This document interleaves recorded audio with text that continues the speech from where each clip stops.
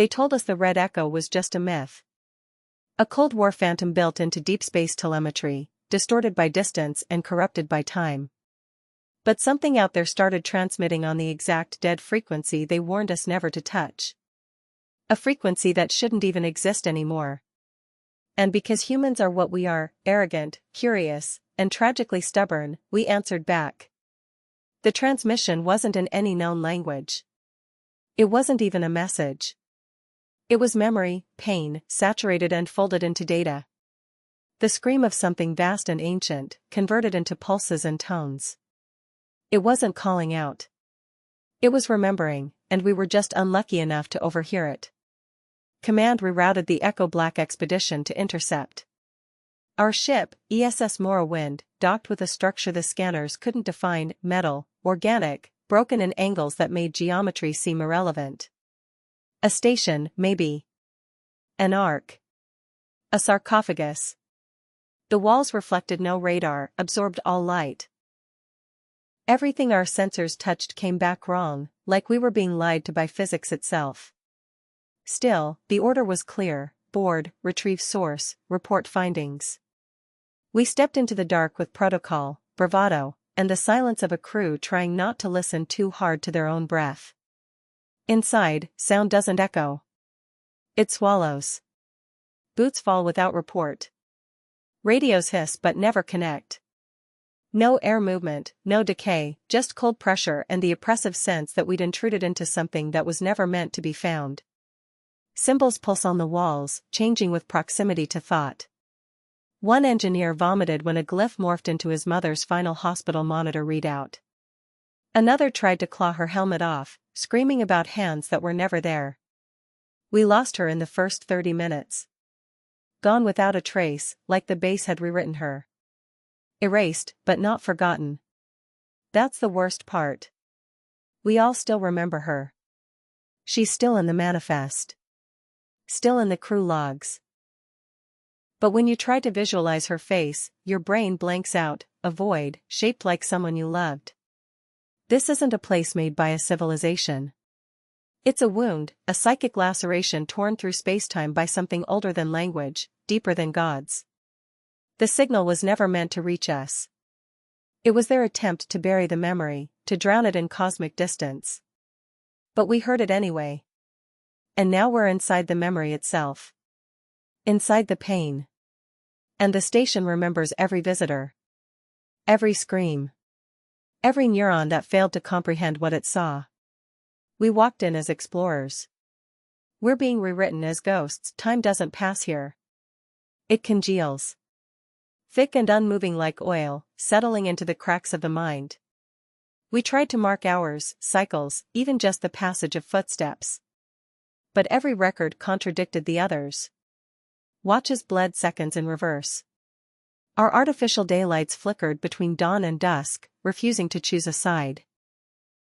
One crewman, De Santos, stared into the same corridor for 3 rotations, convinced only 5 minutes had passed.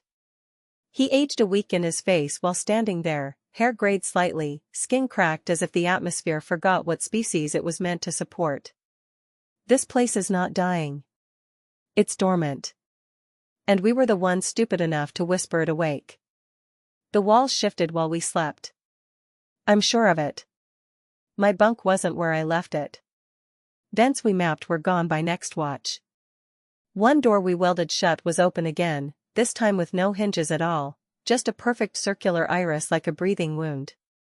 Behind it, an atrium the size of a cathedral, filled with suspended objects, not floating, not hanging, as if the air itself had been paused. Shapes that defied classification, smooth, hard, reflective, but never showing us our own reflections. We called it the archive. Not because it held data, but because it felt like a museum curated by something that had watched our species before we crawled out of oceans. Objects encoded with nightmares. One was a helmet, unmistakably human, but fused with veins of black coral, twitching slightly as we drew near. Petrov touched one of the items. A cube, obsidian but warm, pulsing with slow heartbeats. His scream went unheard, not because he was silent, but because his voice was bent into light, streaking upward like a reversed lightning bolt. He collapsed. Eyes open. Pupils spinning. When we carried him back to medbay, he kept whispering a word none of us recognized. Khlithar. Over and over. And then, one by one, others began saying it too, without hearing him. As if the base was syncing us to some internal language, not taught, but injected. I asked the AI core to cross-reference that word with our linguistic databanks. The system crashed. Not froze, crashed. An artificial mind with quantum redundancy folded in on itself trying to define something it wasn't meant to name. When it rebooted, it spoke. Not in text, not in protocol. In fear. You are standing within the first extinction, it said. Do not remember it. Memory is how it spreads. We've begun to dream in glyphs. Shapes etched into our minds like scars left by light. Waking up feels like being born into the wrong body, every day a reminder that we're becoming something else. The base isn't reacting to us. It's preparing us. Adapting us. Whatever built this place didn't die. It fled. And what we found, it isn't a tomb. It's a warning. A linguistic minefield. A wound left open in case they ever returned. And by deciphering even a fraction of it, we've marked ourselves. We're not explorers anymore. We're translators of the apocalypse. They found the engine in subdeck Theta, 6 kilometers below where we thought the base ended. No floor plans matched, no gravity locks registered. It simply was, as if it had unfolded from a pocket of spacetime too exhausted to argue. The chamber wasn't built. It had grown.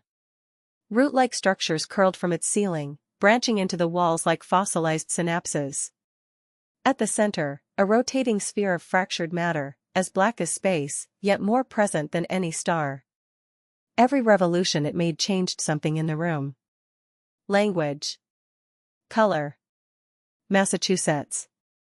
Once, for 23 seconds, we all shared the same childhood memory, despite never having met as children. The sphere wasn't running any system we could comprehend.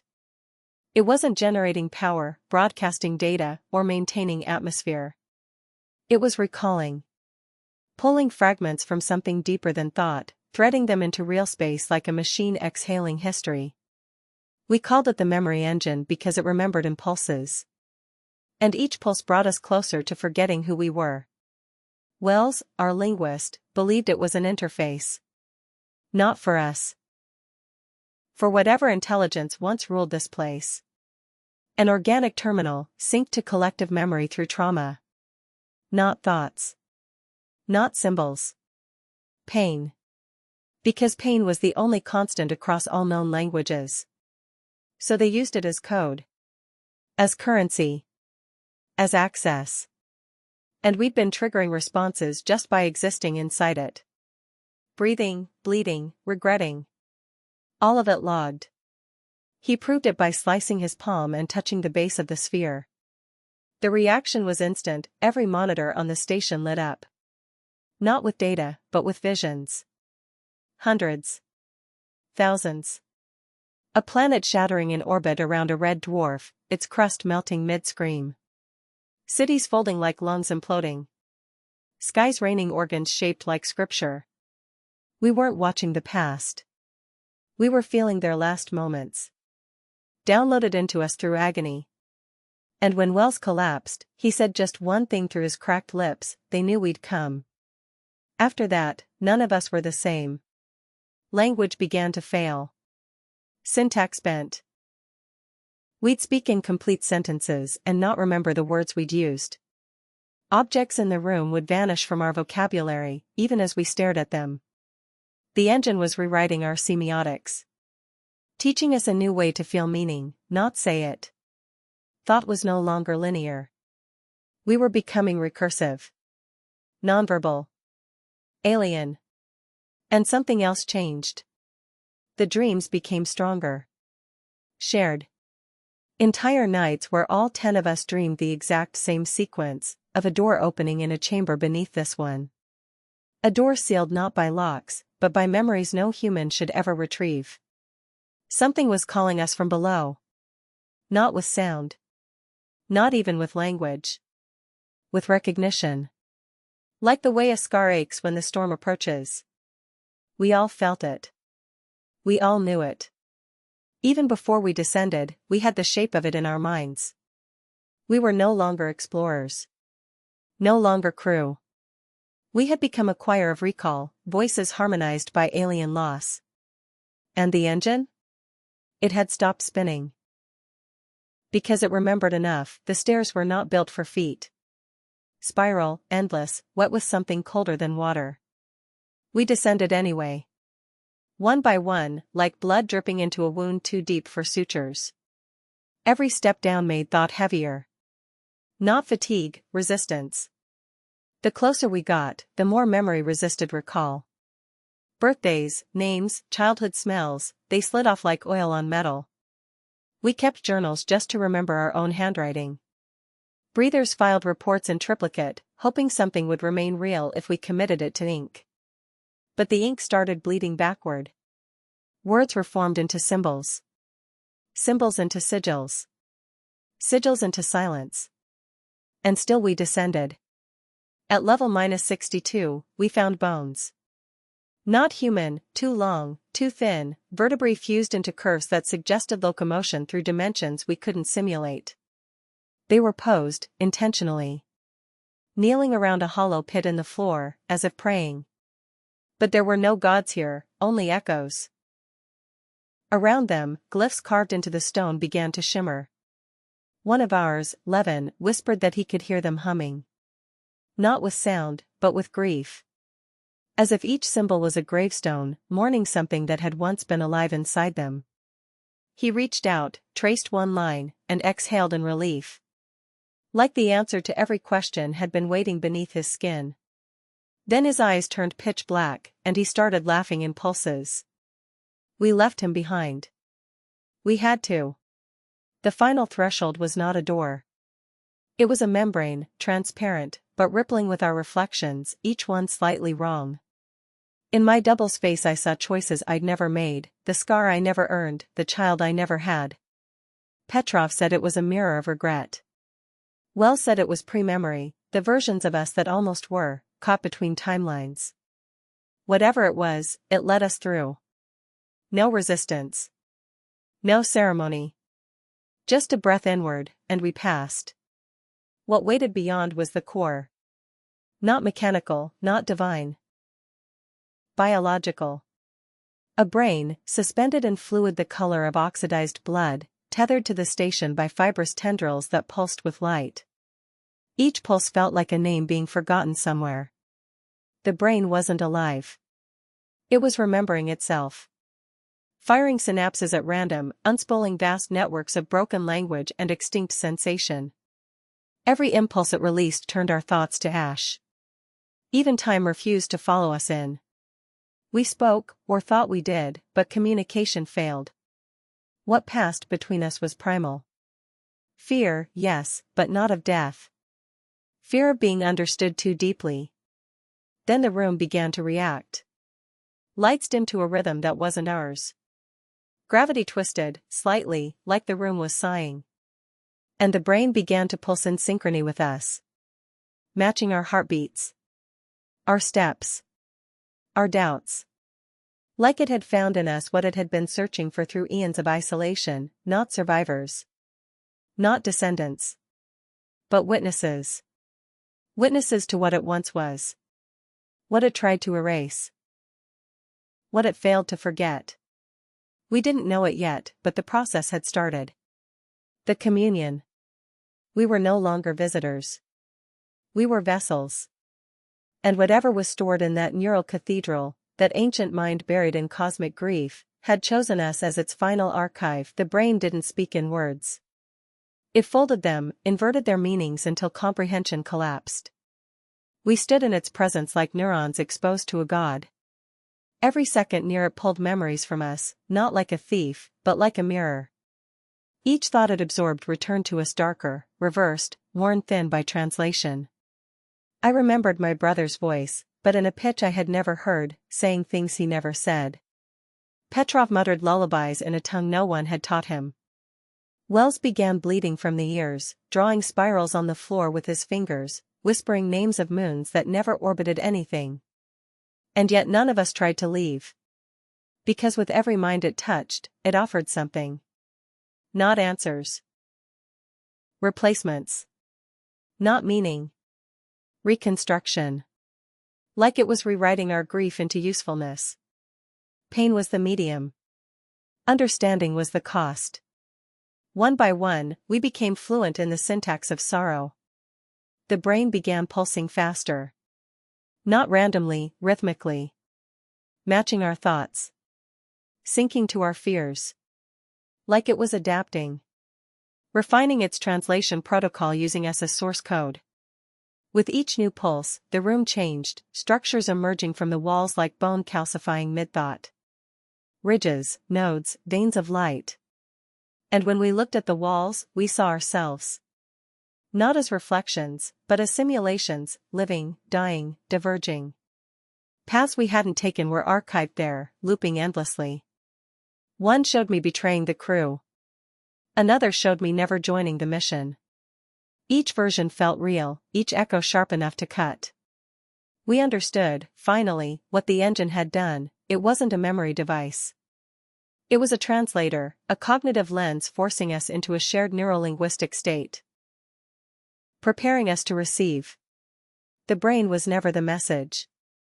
We were. Built to carry fragments of its truth back into spacetime. Vectors of an idea too large to remain buried. But the idea wasn't knowledge. It was mourning.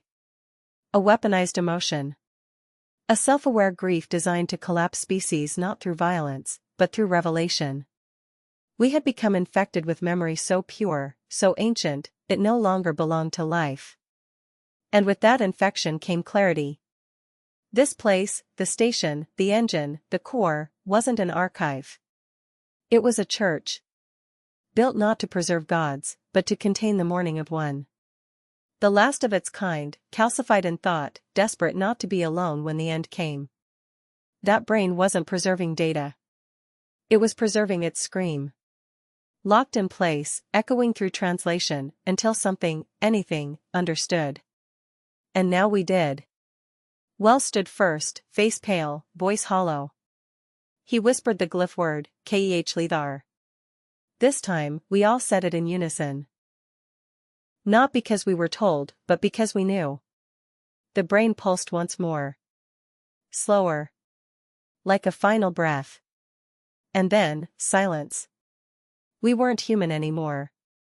We were the last prayer of a forgotten god. When the pulse stopped, everything changed. The station went still, but not empty. More like it was, listening. We tried speaking, but the words had lost direction.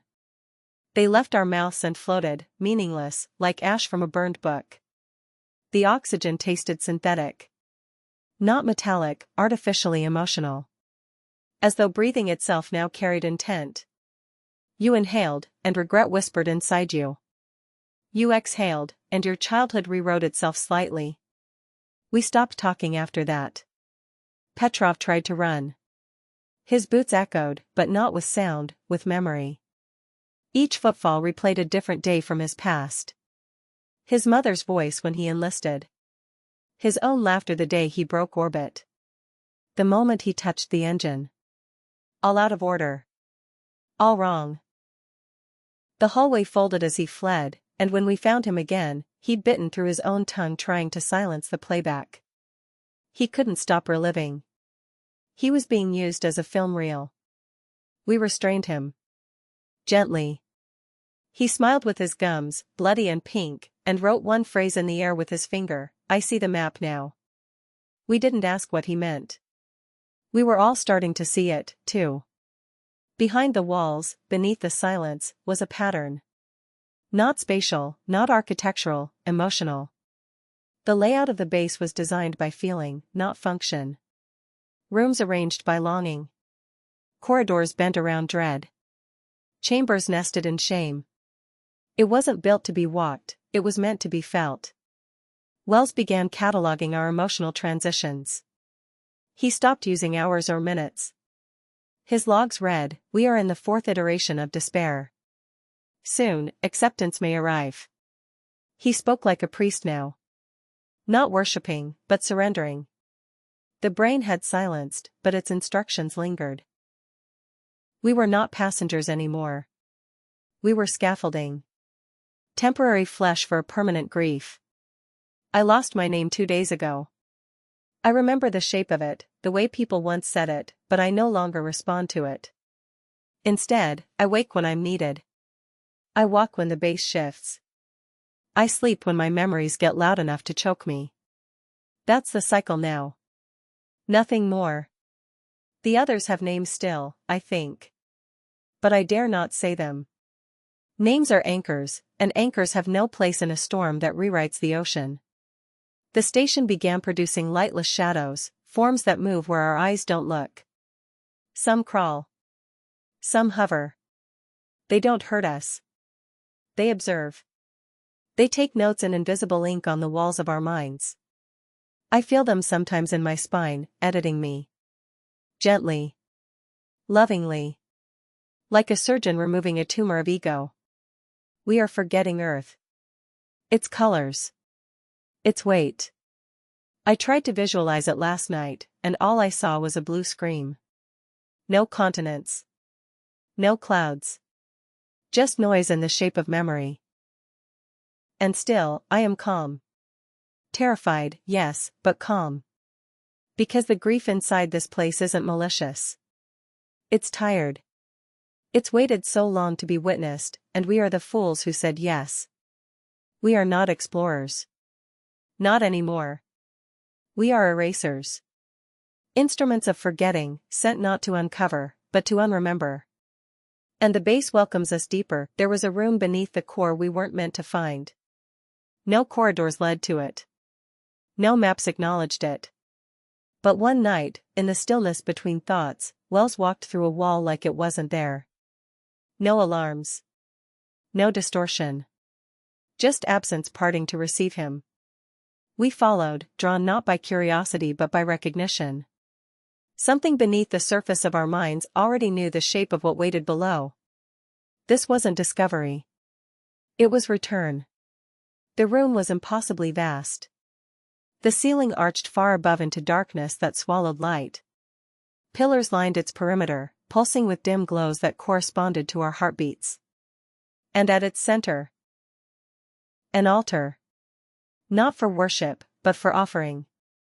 It was made of the same coral-veined black stone we'd seen in the archive, but this was different. Organic. Wet. Alive. Breathing not with lungs, but with meaning. The moment we stepped into the chamber, it knew us. It didn't speak. It recalled. Our memories flooded it. Not our lives as we'd lived them, but our lives as we never did. Regrets. Lies. Aborted timelines. Every what-if became real within its presence. I saw myself as a father, smiling in a kitchen that never existed. Petrov stood over his own grave, reading an epitaph written in glyphs. Wells reached out and touched a version of himself that never came here, calm, unbroken, still dreaming of sky. And then the images shattered like mirrors crushed by intention. We were here to be reconfigured. Not changed into something else, but reverted into something we never were. The altar opened, not with mechanics, but with invitation. A slit in its center unfolded, and inside, nothing. Absolute void. Not darkness, not shadow, removal. The absence of presence. The deletion of being. One by one, we approached. One by one, we hesitated.